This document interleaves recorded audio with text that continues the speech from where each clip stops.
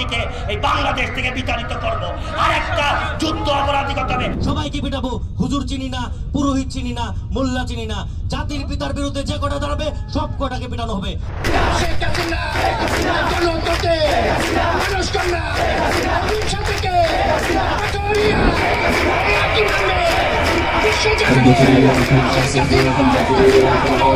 هبت رياح العاصفة على الأيادي خاطفة هبت رياح العاصفة على الأيادي خاطفة واقتلعت جذورها مع السيول جارفة واقتلعت جذورها إن الحمد لله والصلاة والسلام على رسول الله أما بعد জাতির জীবনে কখনো এমন সময় আসে যখন মুমিন ও কাফিরের সীমারেখা স্পষ্টভাবে ফুটে ওঠে, খুলে যায় মুমিনরূপী মুশরিকদের মুখোশ।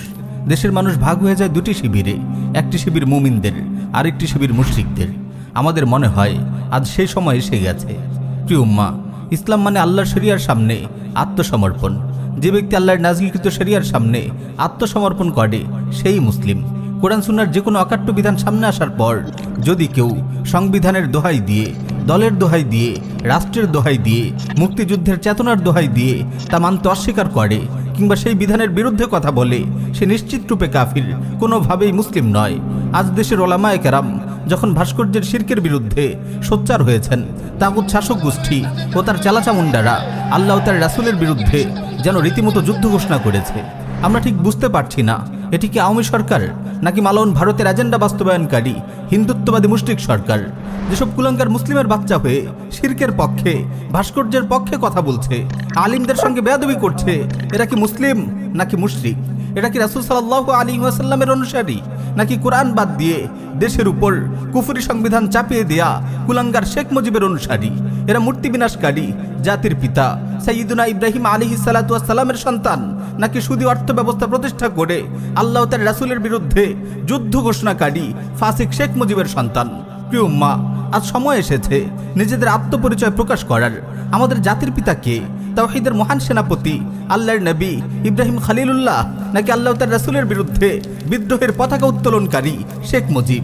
হাসরের ময়দানে আপনি কার সঙ্গে থাকবেন? তাওহীদি চেতনার প্রাণপুরুষ আল্লাহর নবী সাইয়্যিদুনা ইব্রাহিমের সাথে নাকি গণতন্ত্র, সমাজতন্ত্র, জাতীয়তাবাদ ও ধর্মনিরপেক্ষতার মতো বড় বড় কুফরের খলনায়ক শেখ মুজিবের সাথে? আপনাদের সামনে এই দুটি অপশন আছে। হয় আপনি তাওহীদের শিবিরে থাকবেন এবং ভাস্কর্যের শিরকের বিরুদ্ধে আওয়াজ তুলবেন, নতুবা আপনি শিরকের শিবিরে থাকবেন এবং ভাস্কর্যের শিরক প্রতিষ্ঠার কথা বলবেন। হয় আপনি মুমিন, নয় আপনি মুশরিক। হয় আপনি তাওহীদের চেতনা লালন করবেন, নয় মুক্তিযুদ্ধের কথিত শিরকি চেতনা ধারণ করবেন। প্রিয় উম্মাহ, আসুন সবাই এগিয়ে আসুন, যার যার অবস্থান থেকে কথা বলুন, সুউচ্চ কণ্ঠে ঘোষণা করুন আপনি মূর্তি বিনাশী ইব্রাহিম খলিলুল্লাহর সন্তান, আপনি তাওহীদের সন্তান, আপনি ইসলামের সন্তান, আপনি কোনো মুশরিকের সন্তান নন। আপনি শিরক কুফর প্রতিষ্ঠাকারী কোনো নেতাকে জাতির পিতা মানেন না। আপনি কুফর ও শিরককে যেমন ঘৃণা করেন, তেমনি ভাবে কুফর ও শিরকের প্রতিষ্ঠাকারীকেও আপনি ঘৃণা করেন। সবাইকে আপনি জানিয়ে দিন ইসলামের জন্য আপনি আপনার দলকে লাথি মারতে পারেন। তাওহীদি চেতনার জন্য আপনি মুক্তিযুদ্ধের বস্তা পচা চেতনাকে ডাস্টবিনে ছুঁড়ে ফেলতে পারেন। ঈমান বাঁচানোর জন্য আপনি তাগুতি সংবিধানকে টয়লেটে নিক্ষেপ করতে পারেন। ঈমান সবার আগে, ইসলাম সবার আগে, তাওহীদ সবার আগে, কোরআন সবার উপরে, রাসূলুল্লাহর সুন্নাহ সবার উপরে, ইসলামী শরিয়া সবার উপরে। এটি একজন মুমিনের চেতনা, এটি একজন মুমিনের চেতনা।